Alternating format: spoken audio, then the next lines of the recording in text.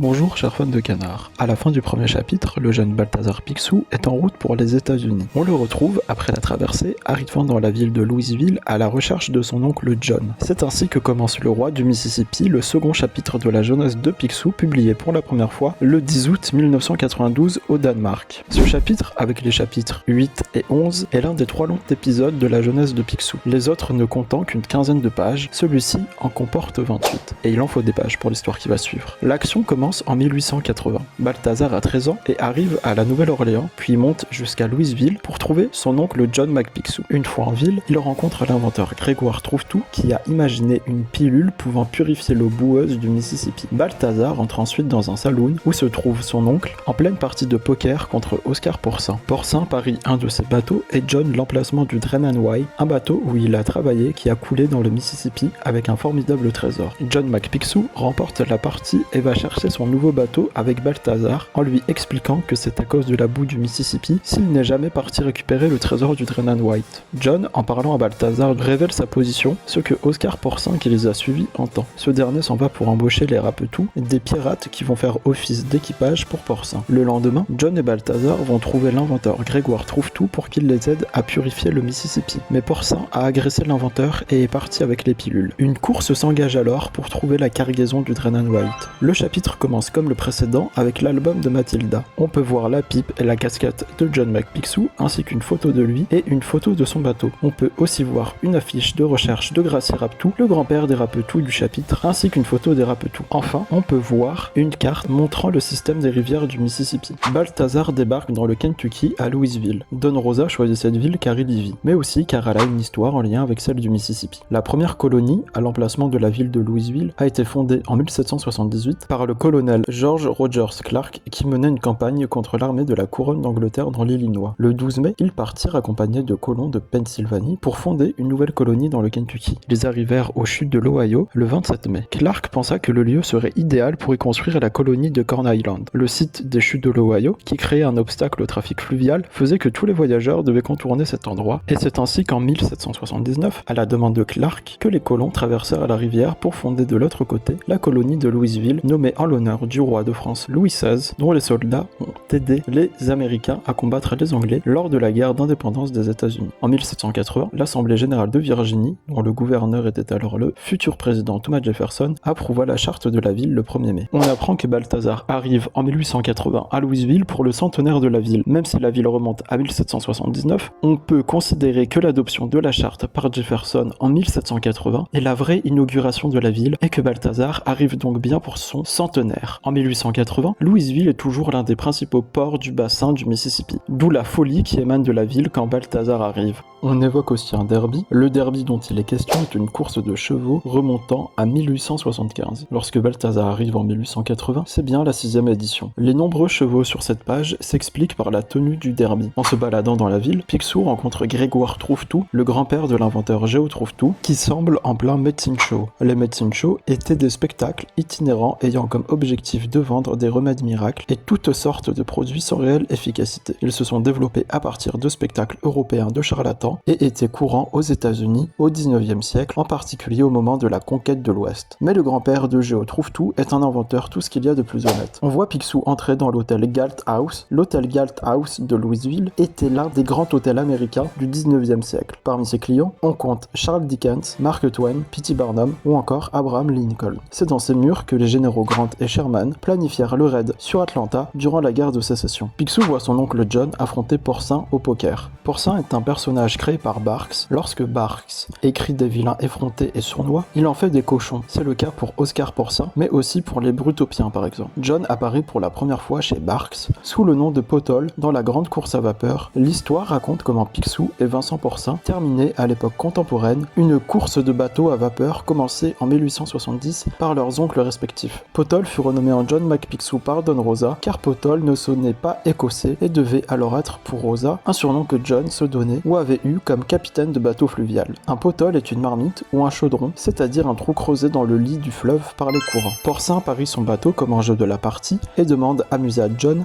s'il suit, sachant bien que son bateau, le Cotton Queen, a coulé.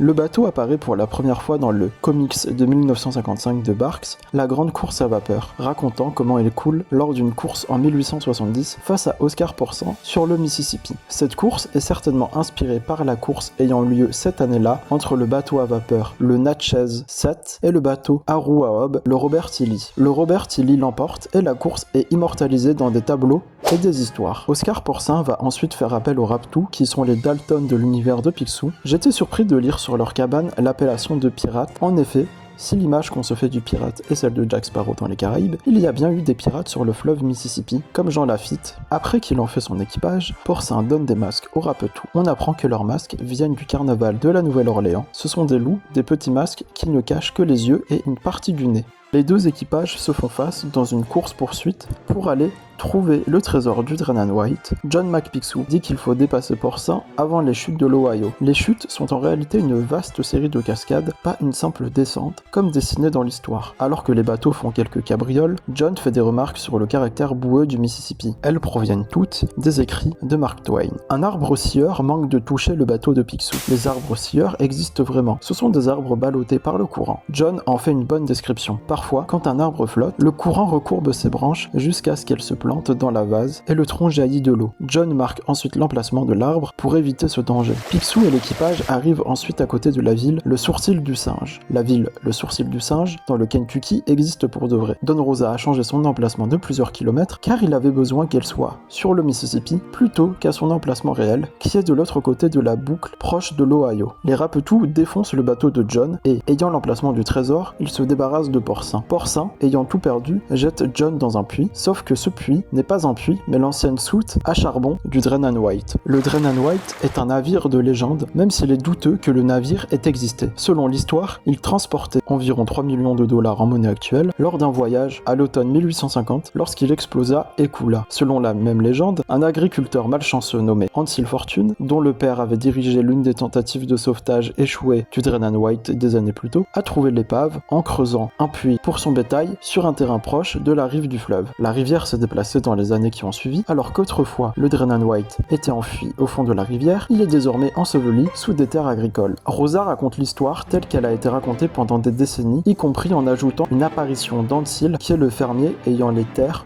où se trouve le Drenan White. Sauf qu'ici, bien sûr, ce sont John et Picsou qui découvrent le bateau fluvial perdu depuis longtemps, ainsi que son trésor. Sauf que les Rapetous les retrouvent et récupèrent le trésor. Picsou met au point un stratagème pour que les Rapetous croient qu'il y a un autre trésor et suivent la carte menant à l'arbre scieur qui sort et transperce le bateau des Rapetous, ce qui alerte la marine qui arrête les Rapetous. Le gouvernement garde l'or du bateau, mais l'équipage reçoit une récompense pour la capture des Rapetous. En vrac, voici quelques références ayant aidé Rosa pour créer cette course sur le Mississippi. En 1957, l'éditeur Dell, pour faire la publicité du nouveau parc Disneyland, fait faire à Barks la course fantastique sur la rivière, une histoire où Picsou s'occupait du Billy Dollar, son bateau à vapeur, avec Grégoire Trouve-Tout. Il faisait face à Gracier Raptou, Picsou battait Gracier pour l'obtention d'un transport d'une cargaison d'or à la Nouvelle-Orléans. Cette histoire servait à mettre en avant le bateau à vapeur du parc Disneyland auprès du public. Dans le château de la Reine des Sirènes de Barks, Picsou mentionne à Donald que le dollar qu'il vient de voir sous l'eau est un dollar qu'il a gagné durant une course de bateau en 1880. Romano Scarpa, avec deux acolytes italiens, crée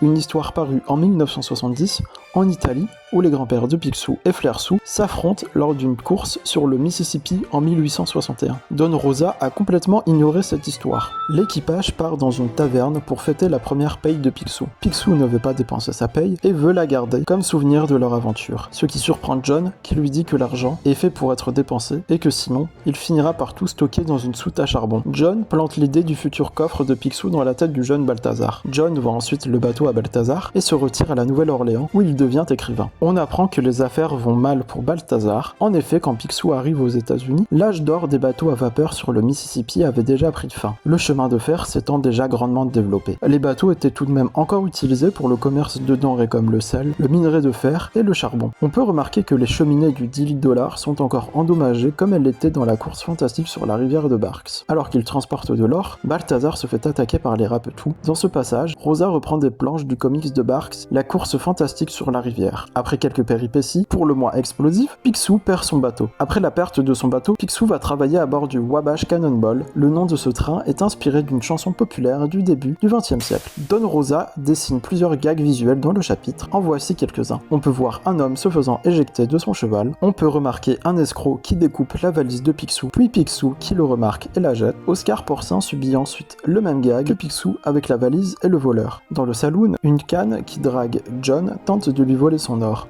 John lui écrase la main. Elle termine avec un bras en écharpe. On peut aussi observer un balayeur qui perd tous les poils de son balai. Merci d'avoir suivi mon analyse du second chapitre de la jeunesse de Picsou et on se retrouve pour le chapitre 3, le cowboy des Badlands.